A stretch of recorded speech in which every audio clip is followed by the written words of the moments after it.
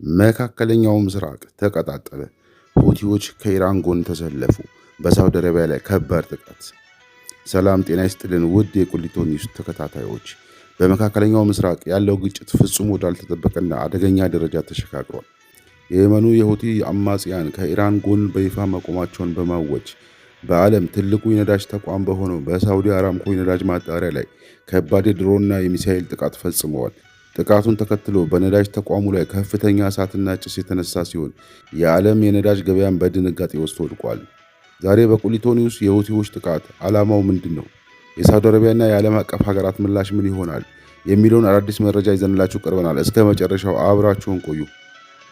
ወደ ዝርዝር መረጃው ስናልፍ በዛሬው ዕለት የወጡ የዜና ምንጮች እንደሚያረጋግጡት የየመኑ ሁቲ አማጽያን አጥፊ ድሮኖችንና የባሊስቲክ ሚሳኤሎችን በመጠቀም በሳውዲ አረቢያ የሚገኘውን ግዙፉን የአራምኮ የነዳጅ ማጣሪያ ተቋም ኢላማ ያደረገ ጥቃት ፈጽመዋል። በስክሪኑ ላይ እንደምትመለከቱት በጥቃቱ ምክንያት በነዳጅ ማጣሪያው ግቢ ውስጥ ከፍተኛ ቃጠሎ የተነሳ ሲሆን የአካባቢው የአየር መከላከያ ስርዓቶች ጥቃቱ ሙሉ በሙሉ ማክሸፍ አልቻሉም። ሁቲዎች በሰጡት መግለጫ ጥቃቱ ኢራን ላይ እየደረሰ ላለው ጫና ምላሽና የምዕራባውያን የበላይነትን ለመመከት የተደረገ ነው ብለዋል። ይህ ጥቃት ሳውዲ አረቢያ ከየመን ጦርነት በኋላ ባገኘችው አንጻራዊ ሰላም ላይ ትልቅ ስጋት ደቅነዋል። የሁቲዎችና የኢራን ጥምረት አክሲስ ኦፍ ሬዚስታንስ። የሁቲዎች ወደ ጦርነቱ በይፋ መቀላቀል የጂኦፖለቲካ የኃይል ሚዛኑን ሙሉ በሙሉ ቀይሮታል። ሁቲዎች ላለፉት ዓመታት በቀይ ባህርና በኤደን ባህረ ሰላጤ የሚያልፉ የንግድ መርከቦችን ሲያጠቁ የቆዩ ሲሆን አሁን ግን ትኩረታቸውን ቀጥታ ወደ ሳውዲ አረቢያ የነዳጅ መሰረተ ልማቶች አዙረዋል። ኢራን በክልሉ ባሏት የፕሮክሲ ኃይሎች ማለትም በሁቲዎች፣ በሂዝቦላ እና በኢራቅ ሚሊሻዎች አማካኝነት በምዕራባውያን እና በአረብ ሀገራት ላይ የብዙ አቅጣጫ ጫና ለመፍጠር እየሰራች ይገኛል። የሁቲዎች መሪዎች እንደገለጹት ኢራን ብቻውን አትቆምም፣ ማንኛውም በኢራን ላይ የሚቃጣ ጥቃት በጠቅላላው ቀጠና ላይ እንደተቃጣ ጥቃት ይቆጠራል ሲሉ አስጠንቅቀዋል።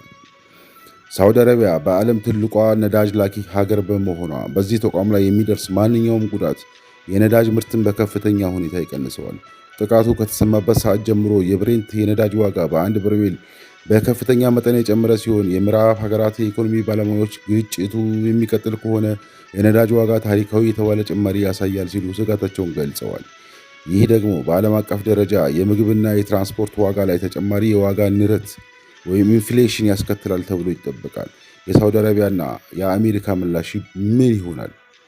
ለዚህ ጥቃት የሳውዲ አረቢያና የአሜሪካ ምላሽ ምን ይሆናል ለሚለው ሳውዲ አረቢያ ቀደም ሲል ከሁቲዎች ጋር የጀመረችውን የሰላም ንግግር አደጋ ላይ እንዳይወድቅ በመስጋት በጥንቃቄ የተንቀሳቀሰች ትገኛለች።